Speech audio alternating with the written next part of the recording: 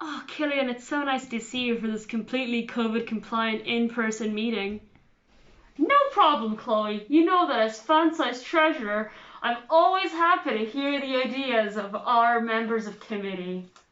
So I was thinking, since we're not having a Halloween party this year, we could suggest some RPGs for people to play, with their housemates and whoever they're kind of stuck with.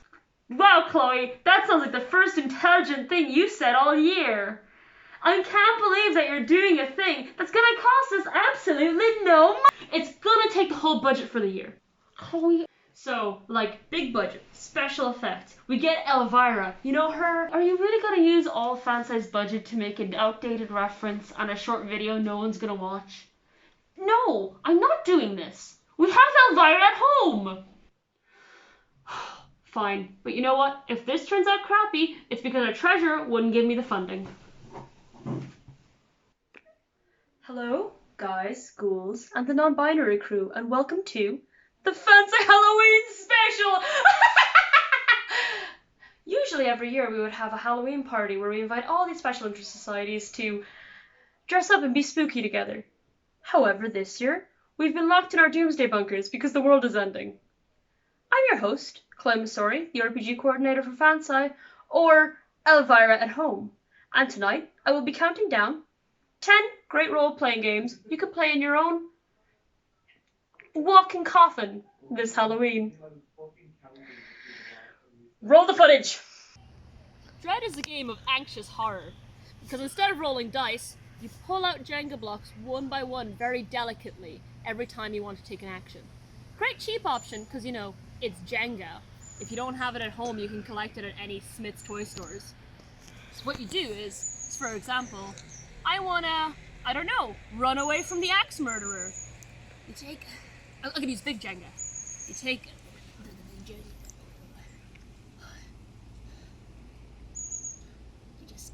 you don't want to knock down the tower, because if you knock down the tower, something really bad will happen.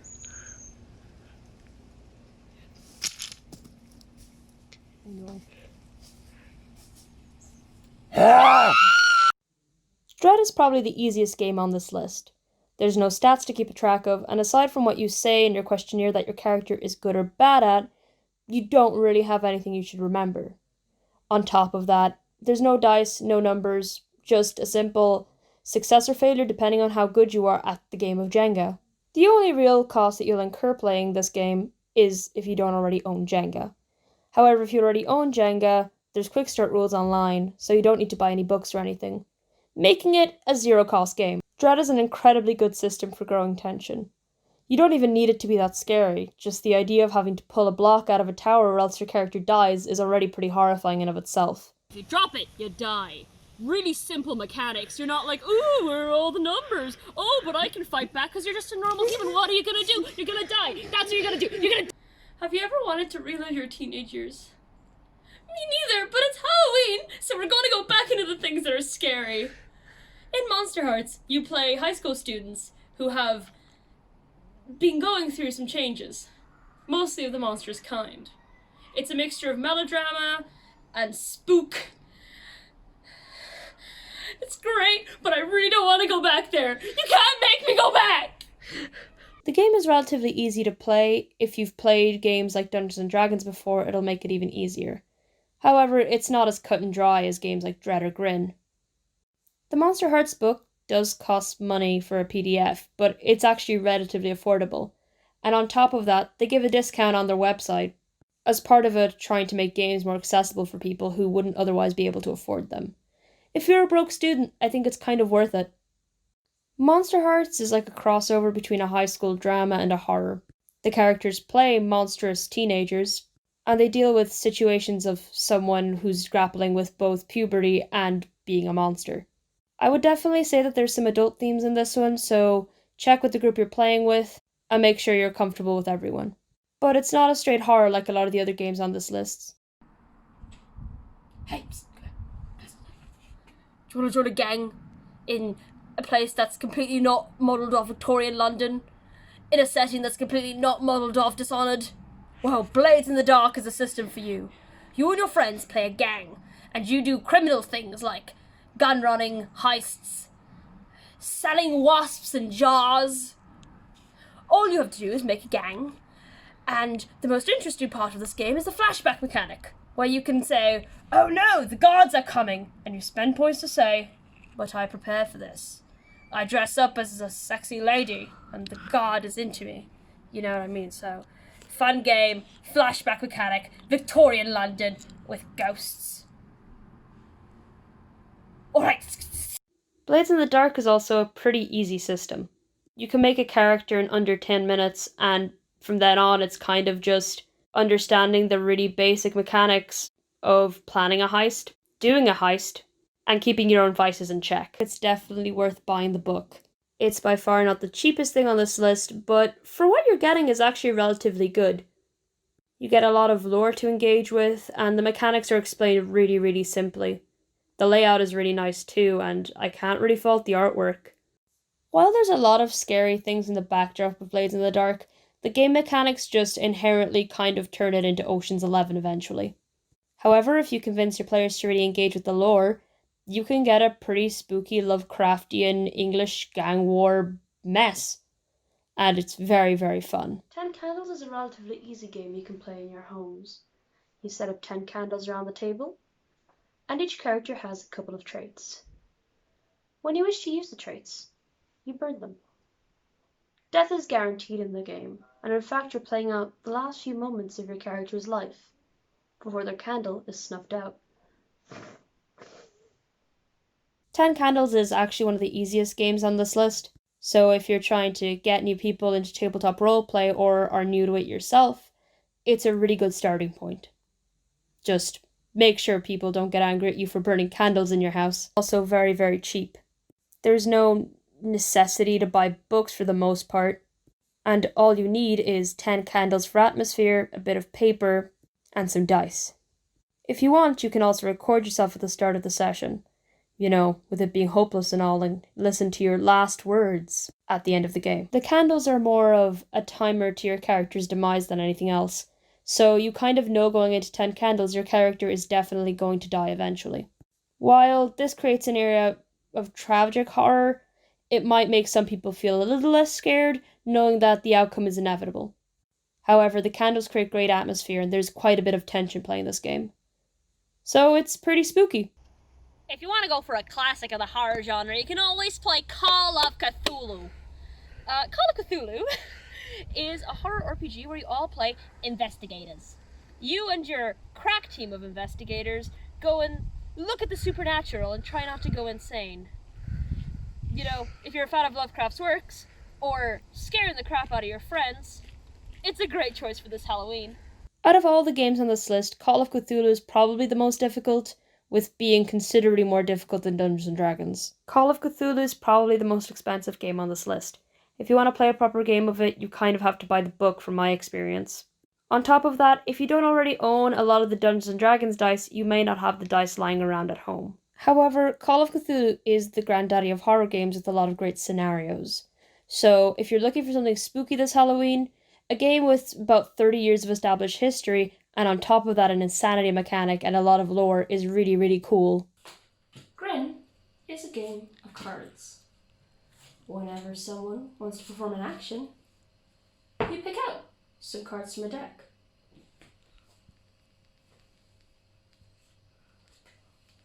If a player manages to draw a face card, they have to pick more cards.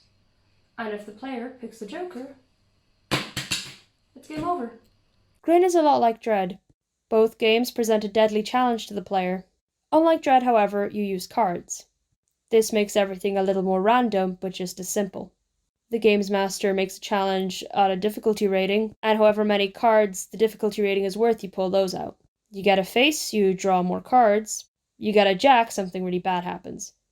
It's kind of as simple as it gets for role-playing games. Grin is dirt cheap. All you need is a deck of cards, so even if you don't already have those, you can get them for under £5 at a lot of shops. The tension of every action you make could be your last is really, really great for being spooky. You'll find yourself always wondering, is it worth it to pick that last card? Do I really want to try and jump a fence to get away from the murderer? I think Grin is one of those very, very spooky Halloween games. to tell Shinji to get back in the mech? Well, with Lancer, you can. In Lancer, you play valiant mech pilots trying to stop the destruction of humanity. It's really cool. Lancer's a pretty easy system, especially once you get the hang of all the free resources that you can use to keep track of your stuff. Lancer's an incredibly cheap system as well. You can basically play the game for free, there's a free app, and you can find everything you need on the internet for it. The website has amazing art, and for something you're getting for free, that's kind of insane. The companion app allows you to keep track of all of your character's stuff, and on top of that, the interface is a joy to play on. However, if you do want to support the creators, there's also a book you can buy. And if you have the money, I really recommend it. Lancer's not inherently a very scary game in terms of mechanics, but it has a really good existential and cosmic horror base, which, if you choose to explore those themes, can be made into more of a horror game than a military simulator.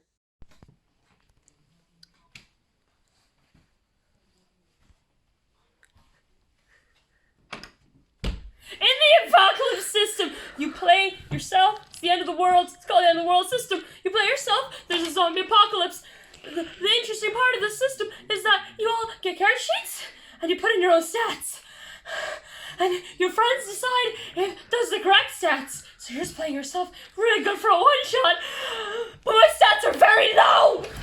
The end of the world system is relatively easy. Your stats are pretty minimal, and the dice are really simple to read. End of the world is also quite cheap. You can get everything kind of online, and you need to roll very simple dice. You play yourself, which for some people might make it more spooky, and for some people might turn the game into a big horror comedy.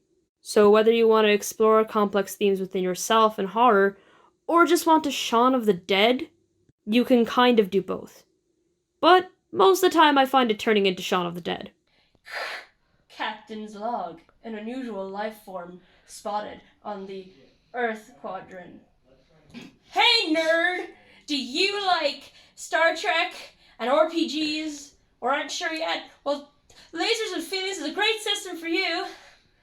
Basically what it does, it takes a Star Trek universe, makes it extremely digestible, in which you only have two main stats, lasers and feelings.